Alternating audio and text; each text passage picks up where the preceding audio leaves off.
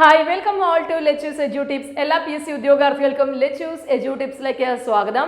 നമ്മുടെ class Indian ജോഗ്രഫിയുടെ class ആണ്. കുറച്ച് ദിവസങ്ങളായിട്ട് ഇന്ത്യൻ ജോഗ്രഫി തന്നെ പഠിച്ചുകൊണ്ടിരിക്കുകയാണ്. അപ്പോൾ ഇന്ത്യൻ ജോഗ്രഫിക്കകത്ത് നമ്മൾ ഗതാഗത മേഖലയാണ് പഠിച്ചുകൊണ്ടിരുന്നത്. ഗതാഗത മേഖലയോട് നമ്മൾ റോഡ് ഗതാഗതം അല്ലേ, അതുപോലെ തന്നെ റെയിൽവേ, ദെൻ വാട്ടർ ട്രാൻസ്പോർട്ട് അല്ലെങ്കിൽ ജലഗതാഗതം, ഇത്രയും കാര്യങ്ങൾ നമ്മൾ മനസ്സിലാക്കി കഴിഞ്ഞു. ഇനി നമുക്ക് ഒരു മേഖലയും കൂടിയുണ്ട്, അതാണ് ഏവെന്ന് പറയുന്നത് വ്യോമ ഗതാഗതം. ഓക്കെ, അപ്പൊ നമുക്ക് എയർ ട്രാൻസ്പോർട്ട് അല്ലെങ്കിൽ വ്യോമ ഗതാഗതത്തെ കുറിച്ച് പഠിക്കാം. ശ്രദ്ധിക്കണേ, 1911 ഇന്ത്യയിലെ വ്യോമ ഗതാഗതം ആരംഭിക്കുന്നത്. 1911 ഇന്ത്യയിൽ ആദ്യമായി വ്യോമ ഗതാഗതം ആരംഭിക്കുന്നത്. ഇന്ത്യൻ വ്യോമഗതാഗതത്തിന്റെ പിതാവ് എന്നറിയപ്പെടുന്നത് JRD ടാറ്റയാണ്. ജംഷഡ്ജി ടാറ്റയാണ് ഇന്ത്യൻ വ്യോമഗതാഗതത്തിന്റെ പിതാവ് എന്നറിയപ്പെടുന്നത്.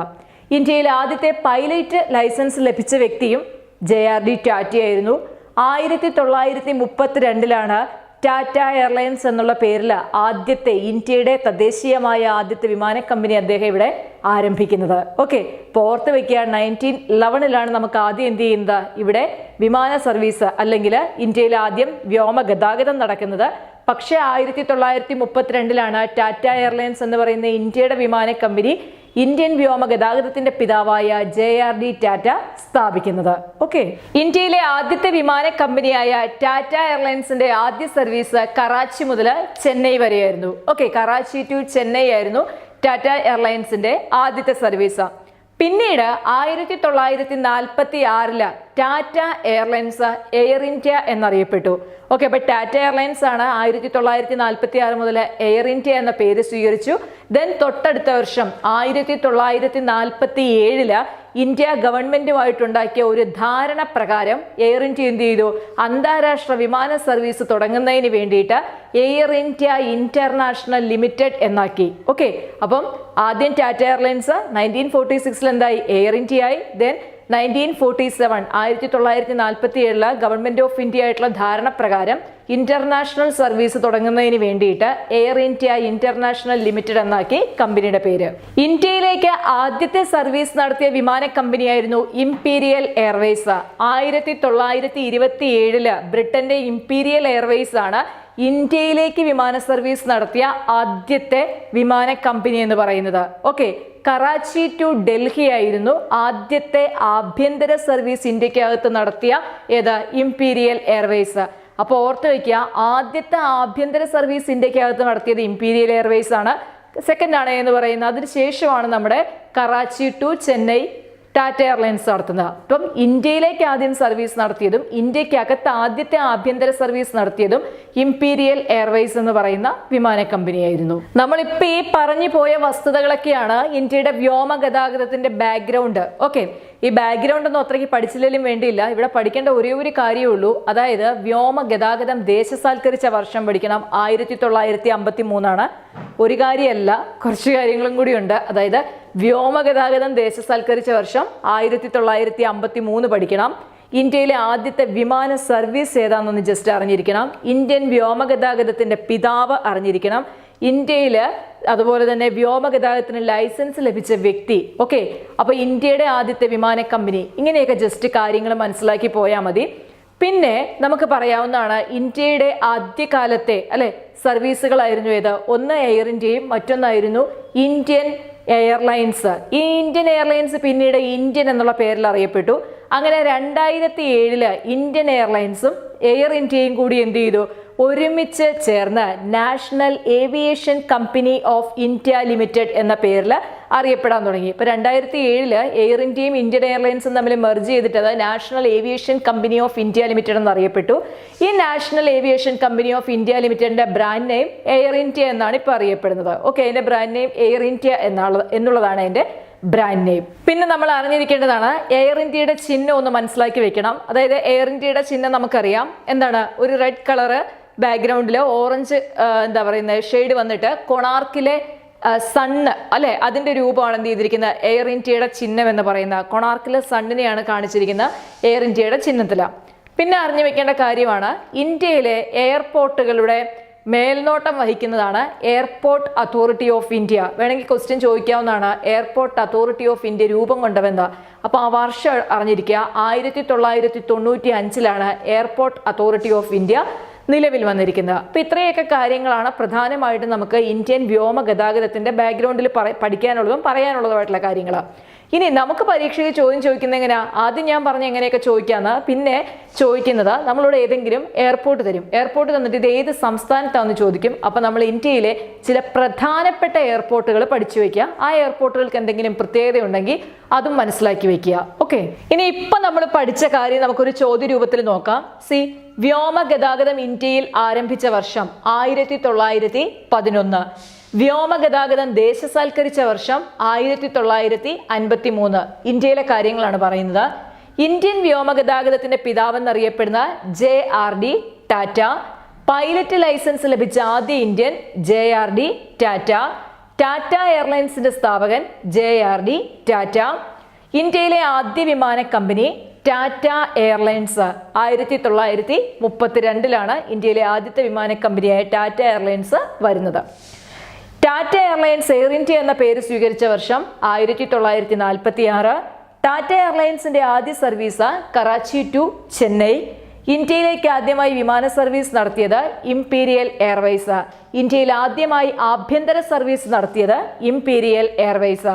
കറാച്ചി ടു ഡൽഹി ആയിരുന്നു ഇന്ത്യയിലെ ആദ്യത്തെ ആഭ്യന്തര വ്യോമ സർവീസ്. ചില പ്രധാനപ്പെട്ട അന്താരാഷ്ട്ര വിമാനത്താവളങ്ങളുടെ പേരുകളാണ് അവിടെ എഴുതിയിരിക്കുന്നത്. അപ്പൊ ഇതിൽ ചിലതൊക്കെ നമുക്ക് ഇമ്പോർട്ടന്റ് ആണെന്ന് തോന്നിയതും PSC എക്സാമിനേഷന് ചോദിച്ചതായിട്ടുള്ളതും സെലക്ട് ചെയ്താണ് എഴുതിയിരിക്കുന്നത്. അപ്പൊ ഇത് പഠിക്കണം കേട്ടോ. നോക്കിക്കേ, ആദ്യത്തേത് ഇന്ദിരാഗാന്ധി അന്താരാഷ്ട്ര വിമാനത്താവളം. ഇന്ദിരാഗാന്ധി അന്താരാഷ്ട്ര വിമാനത്താവളം സ്ഥിതി ചെയ്യുന്ന എവിടെയാണ്? ന്യൂഡൽഹിയിലാണ്. അപ്പോൾ ഓർത്ത് വെച്ചേക്കണം, ഇന്ദിരാഗാന്ധി അന്താരാഷ്ട്ര വിമാനത്താവളം സ്ഥിതി ചെയ്യുന്ന ന്യൂഡൽഹിയിലാണ്. അതിൻ്റെ സൈഡിൽ ഒരു കാര്യവും കൂടി എഴുതി വെച്ചേ, വേറൊന്നുമല്ല, ഇന്ത്യയിൽ ഏറ്റവും നീളം കൂടിയ റൺവേ പാതയുള്ള വിമാനത്താവളം ഏതാണെന്ന് ചോദിച്ചാൽ അത് ഇന്ദിരാഗാന്ധി അന്താരാഷ്ട്ര വിമാനത്താവളമാണ്. ഓക്കെ, അപ്പം ഇന്ത്യയിൽ ഏറ്റവും നീളം കൂടിയ റൺവേ പാത, ഇന്ത്യയിൽ ഏറ്റവും നീളം കൂടിയ റൺവേ പാതയുള്ള വിമാനത്താവളമാണ് ഇന്ദിരാഗാന്ധി അന്താരാഷ്ട്ര വിമാനത്താവളം. Then next Rajeev Gandhi international airport ഹൈദരാബാദിലാണ്. Rajeev Gandhi അന്താരാഷ്ട്ര വിമാനത്താവളം സ്ഥിതി ചെയ്യുന്ന ഹൈദരാബാദിലാണ്. രാജീവ് ഗാന്ധി അന്താരാഷ്ട്ര വിമാനത്താവളത്തിന്റെ പ്രത്യേകത എന്ന് പറഞ്ഞാൽ ഇന്ത്യയിലെ ആദ്യത്തെ ഗ്രീൻ ഫീൽഡ് എയർപോർട്ടാണ്. ഇന്ത്യയിലെ ആദ്യത്തെ ഗ്രീൻ ഫീൽഡ് എയർപോർട്ടാണ് രാജീവ് ഗാന്ധി അന്താരാഷ്ട്ര വിമാനത്താവളം. ദെൻ നെക്സ്റ്റ് കെംപേഗൌഡ അല്ലെ, കെംപേഗൌഡ ഇന്റർനാഷണൽ എയർപോർട്ട് നമുക്ക് എല്ലാവർക്കും അറിയാം, ബാംഗ്ലൂരാണ് കെംപേഗൌഡ അല്ലെ. ബാംഗ്ലൂർ സിറ്റിയുടെ ഫൗണ്ടർ എന്നറിയപ്പെടുന്നതാണ് ആര്? കെംപേഗൌഡ. So കെംപേഗൌഡ international airport Bangalore. Next Lal Bahadur Shastri international airport ഉത്തർപ്രദേശിലാണ്. Lal Bahadur Shastri international airport വരുന്നത് ഉത്തർപ്രദേശിലാണ്. ചൗധരി ചരൺ സിംഗിന്റെ പേരിൽ അറിയപ്പെടുന്ന international airport ലക്നൌവിലാണ്. Okay, Chaudhary Charan Singh international എയർപോർട്ടാണ് എന്താ? Lucknow. Then next Subhash Chandrabose international airport സ്ഥിതി ചെയ്യുന്ന കൊൽക്കത്തയിലാണ്. സുഭാഷ് ചന്ദ്രബോസ് ഇന്റർനാഷണൽ എയർപോർട്ട് സ്ഥിതി ചെയ്യുന്ന കൊൽക്കത്തയിലാണ്. സുഭാഷ് ചന്ദ്രബോസ് ഇന്റർനാഷണൽ എയർപോർട്ടിന്റെ പഴയ പേരായിരുന്നു Dum Dum airport. Dum Dum international airport. Dum Dum international airport എന്നുള്ളതായിരുന്നു സുഭാഷ് ചന്ദ്രബോസ് ഇന്റർനാഷണൽ എയർപോർട്ടിന്റെ പഴയ പേര്. അപ്പോൾ അതൊന്ന് ഓർത്ത് വെച്ചേക്കണം. ഡംഡം ഇന്റർനാഷണൽ എയർപോർട്ട് എന്നറിയപ്പെടുന്നത് അതിൻ്റെ പുതിയ പേരാണെന്താ? Subhash Chandrabose international airport. Next VD സവർക്കറുടെ പേരിൽ അറിയപ്പെടുന്ന ഇന്റർനാഷണൽ എയർപോർട്ട് ഉള്ളത് port ബ്ലെയറിലാണ്. Okay, VD Savarkar international airport സ്ഥിതി ചെയ്യുന്ന പോർട്ട് ബ്ലെയറിലാണ്. ദെൻ ഡബോളിം ഇന്റർനാഷണൽ എയർപോർട്ട് ഗോവയിൽ സ്ഥിതി ചെയ്യുന്നു. ഗോവയുടെ എയർപോർട്ടാണ് ഡബോളിം ഇന്റർനാഷണൽ എയർപോർട്ട്. അടുത്തത് Sardar Vallabhbhai Patel international airport. Sardar Vallabhbhai Patel international airport സ്ഥിതി ചെയ്യുന്ന അഹമ്മദാബാദിലാണ്. ഓക്കെ, അപ്പോൾ നമ്മൾ കുറച്ച് ഇന്റർനാഷണൽ എയർപോർട്ട് പഠിച്ചു, ഇനിയുമുണ്ട്. അപ്പോൾ നമുക്ക് അതുകൂടി പഠിച്ചെടുക്കണം. അടുത്തത് ഛത്രപതി ശിവാജി അന്താരാഷ്ട്ര വിമാനത്താവളം. ഛത്രപതി ശിവജി അന്താരാഷ്ട്ര വിമാനത്താവളം സ്ഥിതി ചെയ്യുന്ന മുംബൈയിലാണ്. Next Lokpriya Gopinath Bordoloi international airport സ്ഥിതി ചെയ്യുന്നത് ഗുവാഹട്ടിയിലാണ്. അസാമിലെ ഗുവാഹട്ടിയിലാണ് ലോകപ്രിയ ഗോപിനാഥ് ബർദോളി ഇന്റർനാഷണൽ എയർപോർട്ട് സ്ഥിതി ചെയ്യുന്നത്? അടുത്തത് Cochin international airport, Kannur international airport, Karipur international airport, Thiruvananthapuram international airport. ഈ 4 ഇന്റർനാഷണൽ എയർപോർട്ടുകളും സ്ഥിതി ചെയ്യുന്നത് കേരളത്തിലാണ്. അപ്പൊ നമുക്ക് ഒരു കാര്യം ഇവിടുന്ന് പഠിച്ചെടുക്കാൻ സാധിക്കും. ഇന്ത്യയിൽ ഏറ്റവും കൂടുതൽ അന്താരാഷ്ട്ര വിമാനത്താവളങ്ങൾ ഉള്ള സംസ്ഥാനം ചോദിച്ചാൽ കേരളമാണ്. കേരളത്തിന് 4 അന്താരാഷ്ട്ര വിമാനത്താവളമാണ് ഉള്ളത്. കേരളത്തിൽ നമുക്കറിയാം, നമുക്ക് ഒരു വിമാനത്താവളവും കൂടി ഉണ്ടല്ലേ. ഏതാ ഉള്ളത്? കൊച്ചി വിമാനത്താവളം. പക്ഷേ കൊച്ചി വിമാനത്താവളം എന്ന് പറയുന്നത് രാജ്യരക്ഷാ വകുപ്പിന്റെ കീഴിലുള്ള കേരളത്തിലെ വിമാനത്താവളമാണ്. ഓക്കെ, രാജ്യരക്ഷാ വകുപ്പിന്റെ കീഴിലുള്ള കേരളത്തിലെ വിമാനത്താവളമാണ് എന്ന് പറയുന്ന കൊച്ചി വിമാനത്താവളം. നമുക്കിവിടെ നെടുമ്പാശ്ശേരി വിമാനത്താവളം വരുന്നതിന് മുമ്പ് കൊച്ചി വിമാനത്താവളം ഉപയോഗിക്കുമായിരുന്നു. പിന്നീട് കൊച്ചിയുടെ വർദ്ധിച്ചു വരുന്ന സാധ്യതകൾ ഏറിക്കഴിഞ്ഞപ്പോൾ എന്ത് ചെയ്തു? പുതിയൊരു വിമാനത്താവളത്തെ പറ്റി ചിന്തിക്കുകയും അങ്ങനെയാണ് കൊച്ചിൻ ഇന്റർനാഷണൽ എയർപോർട്ട് അല്ലെങ്കിൽ സിയാല് നിലവിൽ വരുന്നത്. ഇപ്പൊ കൊച്ചിൻ ഇന്റർനാഷണൽ എയർപോർട്ട് നമുക്കറിയാം നെടുമ്പാശ്ശേരിയിലാണ് സ്ഥിതി ചെയ്യുന്നത് അല്ലെ. 1999 കൊച്ചിൻ ഇന്റർനാഷണൽ എയർപോർട്ട് വരുന്നത്. കൊച്ചിൻ ഇന്റർനാഷണൽ എയർപോർട്ട് സ്ഥിതി ചെയ്യുന്നത് നെടുമ്പാശ്ശേരിയിലാണ്. കൊച്ചിൻ ഇന്റർനാഷണൽ എയർപോർട്ടിന്റെ ഏറ്റവും വലിയ പ്രത്യേകതകളിൽ ഒന്നാണ് ഇന്ത്യയിലെ ആദ്യത്തെ സോളാർ വിമാനത്താവളം അല്ലെങ്കിൽ ഇന്ത്യയിലെ ആദ്യത്തെ സൗരോർജ വിമാനത്താവളം എന്നറിയപ്പെടുന്നതാണ് കൊച്ചിൻ ഇന്റർനാഷണൽ എയർപോർട്ട് അല്ലെങ്കിൽ സിയാല്. ഓക്കെ, നെടുമ്പാശ്ശേരി വിമാനത്താവളമാണ് ഇന്ത്യയിലെ ആദ്യത്തെ സോളാർ വിമാനത്താവളം എന്ന് അറിയപ്പെടുന്നത്. അതുപോലെ തന്നെ ഇന്ത്യയിലെ ആദ്യത്തെ സഹകരണ പങ്കാളിത്ത വിമാനത്താവളം എന്നറിയപ്പെടുന്നതും ഏതാണ്? കൊച്ചിൻ ഇന്റർനാഷണൽ എയർപോർട്ടാണ്. ഇന്ത്യയിൽ ആദ്യത്തെ സഹകരണ പങ്കാളിത്തം, അതായത് പബ്ലിക് പ്രൈവറ്റ് പാർട്ട്ണർഷിപ്പ് അല്ലെ, ഇന്ത്യയിലെ ആദ്യത്തെ സഹകരണ പങ്കാളിത്ത വിമാനത്താവളം എന്നറിയപ്പെടുന്നതാണ് നെടുമ്പാശ്ശേരി അല്ലെങ്കിൽ സിയാൽ ഇന്റർനാഷണൽ വിമാനത്താവളം. ദെൻ നെക്സ്റ്റ് കണ്ണൂർ വിമാനത്താവളം. കണ്ണൂർ ഇന്റർനാഷണൽ വിമാനത്താവളം സ്ഥിതി ചെയ്യുന്ന എവിടെയാണ്? മൂർഖൻ പറമ്പാണ്. കണ്ണൂരിലെ മൂർഖൻ പറമ്പിലാണ് കണ്ണൂർ ഇന്റർനാഷണൽ എയർപോർട്ട് സ്ഥിതി ചെയ്യുന്നത്. നെക്സ്റ്റ് കരിപ്പൂര്. കരിപ്പൂർ വിമാനത്താവളം നമ്മൾ കോഴിക്കോട് വിമാനത്താവളം എന്നാണ് അറിയപ്പെടാറ്. പക്ഷേ പേരുകൊണ്ട് കോഴിക്കോട് വിമാനത്താവളം എന്നാണെങ്കിലും കരിപ്പൂർ വിമാനത്താവളം സ്ഥിതി ചെയ്യുന്നത് എവിടെയാണ്? മലപ്പുറം ജില്ലയിലാണ്. ഓക്കെ, മലപ്പുറം ജില്ലയിലാണ് കരിപ്പൂർ ഇന്റർനാഷണൽ എയർപോർട്ട് സ്ഥിതി ചെയ്യുന്നത്. 2006 കോഴിക്കോട് വിമാനത്താവളം അല്ലെങ്കിൽ കരിപ്പൂർ വിമാനത്താവളത്തിന് അന്താരാഷ്ട്ര പദവി അല്ലെങ്കിൽ ഇന്റർനാഷണൽ എയർപോർട്ട് എന്ന പദവി കൊടുക്കുന്നത് 2006. അടുത്തത് Thiruvananthapuram international airport. Thiruvananthapuram international എയർപോർട്ടിന്റെ പ്രത്യേകത കേരളത്തിൽ ആദ്യമായി ISO സർട്ടിഫിക്കറ്റ് ലഭിച്ച വിമാനത്താവളമാണ് തിരുവനന്തപുരം അന്താരാഷ്ട്ര വിമാനത്താവളം. ഓക്കെ, 1991 തിരുവനന്തപുരം വിമാനത്താവളത്തിന് ഇന്റർനാഷണൽ പദവി കൊടുക്കുന്നത്. 1991 തിരുവനന്തപുരം വിമാനത്താവളത്തിന് അന്താരാഷ്ട്ര പദവി നൽകുന്നത്. തിരുവനന്തപുരം വിമാനത്താവളമാണ് ISO സർട്ടിഫിക്കറ്റ് ലഭിച്ച കേരളത്തിലെ ആദ്യത്തെ വിമാനത്താവളം എന്നറിയപ്പെടുന്നത് തിരുവനന്തപുരം വിമാനത്താവളമാണ്. ഓക്കെ, അപ്പം ഇത്രയും കാര്യങ്ങൾ പഠിച്ചു വെക്കണം. ഇന്ത്യയിലെ ഏറ്റവും കൂടുതൽ അന്താരാഷ്ട്ര വിമാനത്താവളമുള്ള സംസ്ഥാനം ചോദിച്ചാൽ അത് ഏതാണ്? കേരളമാണ്. ഓക്കെ, തെറ്റിക്കല്ലേ കേട്ടോ. ഇനി ഇന്ത്യയിലെ ഏറ്റവും ഉയരത്തിൽ സ്ഥിതി ചെയ്യുന്ന വിമാനത്താവളമാണ് ഏത്? കുഷോക്ക് ബാക്കുലെ ബാക്കുലെ റിംപോച്ചെ എയർപോർട്ട്. ഓക്കെ, ഇതൊന്ന് നോട്ട് ചെയ്ത് വെച്ചേക്കണം. കുഷോക്ക് ബാക്കുലെ റിംപോച്ചെ എയർപോർട്ടാണ് ഇന്ത്യയിലെ ഏറ്റവും ഉയരത്തിൽ സ്ഥിതി ചെയ്യുന്ന എയർപോർട്ട്. ലേയിലാണ് കുഷോക്ക് ബാക്കുലെ റിംപോച്ചെ എയർപോർട്ട് സ്ഥിതി ചെയ്യുന്നത്. ഇപ്പം നമ്മൾ കുറച്ച് ഇന്റർനാഷണൽ എയർപോർട്ടിന്റെ പേര് പറഞ്ഞല്ലേ, ഞാൻ മാറി നിന്നാൽ നിങ്ങൾക്ക് സ്ക്രീൻഷോട്ട് എടുക്കാൻ എളുപ്പത്തിന് വേണ്ടിയിട്ടാണ്. അപ്പം ഈ പഠിച്ചത് അല്ലാതെ വേറെ കുറച്ച് കാര്യങ്ങളും കൂടി പഠിക്കണം. അതായത് നമ്മളോട് ചോദിച്ചിട്ടുള്ളതാണ് സീറോ വിമാനത്താവളം സ്ഥിതി ചെയ്യുന്ന എവിടെ? സ്വാമി വിവേകാനന്ദ എയർപോർട്ട് സ്ഥിതി ചെയ്യുന്ന എവിടെ? അപ്പം ഇതുപോലുള്ള ക്വസ്റ്റ്യൻസ് എല്ലാം കണ്ടെത്തി ഇതിൻ്റെ ആൻസർ പഠിക്കണം. കാരണം ഞാൻ ഇതിങ്ങനെ പറഞ്ഞു പോയി കഴിഞ്ഞാൽ ക്ലാസ്സിൻ്റെ ദൈർഘ്യം ഏറുകയാണ് ചെയ്യുന്നത്.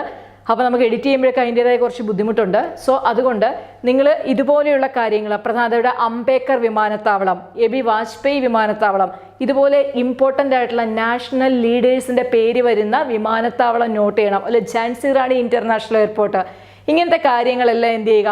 പേര് വരുന്ന എയർപോർട്ടുകൾ നോട്ട് ചെയ്ത് അത് ഏത് സംസ്ഥാനത്താണെന്ന് പഠിക്കണം. ഇന്റർനാഷണൽ ആണോ ഡൊമസ്റ്റിക് ആണോ എന്നും കൂടി അറിഞ്ഞു വെക്കുക. ഓക്കെ, അപ്പം തൽക്കാലം നമ്മളിവിടെ വ്യോമഗതാഗതം എന്നുള്ള ഈ ക്ലാസ് ഇവിടെ അവസാനിപ്പിക്കുവാണ്. അപ്പോൾ ഈ ക്ലാസ്സോട് കൂടിയിട്ട് ഇന്ത്യയിലെ ഗതാഗത മേഖലയിലെ പുരോഗതി എന്നുള്ള ആ ഒരു ഭാഗം നമ്മൾ പൂർത്തീകരിച്ചു. ഓക്കെ, അപ്പോൾ ഇന്ത്യയിലെ ഗതാഗത മേഖലയിലെ പുരോഗതി ഈ ക്ലാസ്സിനോട് കൂടി നമ്മളത് കംപ്ലീറ്റ് ചെയ്തു. ഇനി നമുക്ക് വാർത്താവിനിമയ മേഖല, സാമ്പത്തിക മേഖല, പിന്നെ ഇന്ത്യയിലെ പ്രധാന വ്യവസായങ്ങൾ, ഈ 3 ടോപ്പിക് എടുത്താൽ ഇന്ത്യൻ ജോഗ്രഫി നമ്മൾ കംപ്ലീറ്റ് ചെയ്യും. ഇപ്പോൾ വരും ദിവസങ്ങളിലായിട്ട് അതിൻ്റെ ക്ലാസ് തരും. അങ്ങനെ നമുക്ക് ആ ഒരു ടോപ്പിക്കും കൂടി കംപ്ലീറ്റ് ചെയ്യാം. ഇനി നമുക്ക് പരീക്ഷ അടുത്തുകൊണ്ടിരിക്കുവാണ്.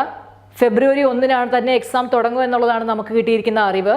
അപ്പോൾ അതുകൊണ്ട് എല്ലാവരും എത്രത്തോളം ഗൗരവമായിട്ട് പഠിച്ചിരുന്നോ അതിൻ്റെ കുറച്ചുകൂടി ആ ഒരു സ്പിരിറ്റിൽ കുറച്ചുകൂടി ഇരട്ടിയായിട്ട് എന്ത് ചെയ്യുക, വീണ്ടും പഠനം നടത്തുക. സമയം വളരെ കുറവാണ്. അപ്പം ചിലർ പറയുന്നുണ്ട് ഞാനിത് നേരത്തെ പഠിച്ചു തുടങ്ങിയിരുന്നെങ്കിൽ മതിയായിരുന്നു എന്നിപ്പോൾ ചിന്തിക്കുന്നവരുണ്ട്. ഇപ്പം ചിന്തിച്ചിട്ട് കാര്യമില്ല. എന്നിരുന്നാലും പോട്ടെ, ഞാൻ പറയുന്നത് ഇനിയും സമയമുണ്ട്. മനസ്സ് വെച്ച് കഴിഞ്ഞാൽ ഇനിയും സമയമുണ്ട്. ക്ലാസ്സുകൾ പ്ലേലിസ്റ്റ് നോക്കിക്കഴിഞ്ഞാൽ നമ്മുടെ എല്ലാ ക്ലാസ്സുകളും അവിടെ കിടപ്പുണ്ട്. അപ്പോൾ പുതിയതായിട്ട് പഴയ ആൾക്കാർക്കൊക്കെ അറിയാം, പുതിയതായിട്ട് വന്നവരെ ശ്രദ്ധയ്ക്ക് വേണ്ടി പറയുവാണ്. നമ്മൾ സിലബസിനെ ബേസ് ചെയ്ത എല്ലാ ക്ലാസ്സുകളും പ്ലേലിസ്റ്റിലുണ്ട്. പ്ലേലിസ്റ്റ് എടുക്കുമ്പോൾ ന്യൂ സിലബസ് എന്ന് ഞാൻ ഇട്ടിട്ടുണ്ട്. ഓരോന്നിൻ്റെയും ഇടയിൽ ന്യൂ സിലബസ് എന്നിട്ടിരിക്കുന്നതെല്ലാം ഈ പ്രിലിമിനറി എക്സാമിനെ ബേസ് ചെയ്തുള്ള ക്ലാസ്സുകളാണ്. അപ്പോൾ ആ ക്ലാസ്സുകൾ ഇരുന്ന് കാണുക. ഫോർ എക്സാമ്പിൾ ഇപ്പോൾ ഇന്ത്യൻ കോൺസ്റ്റിറ്റ്യൂഷൻ പഠിക്കാനിരിക്കുകയാണെങ്കിൽ അന്നത്തെ ദിവസം ഇന്ത്യൻ കോൺസ്റ്റിറ്റ്യൂഷൻ്റെ ക്ലാസ് മാത്രം കാണുക.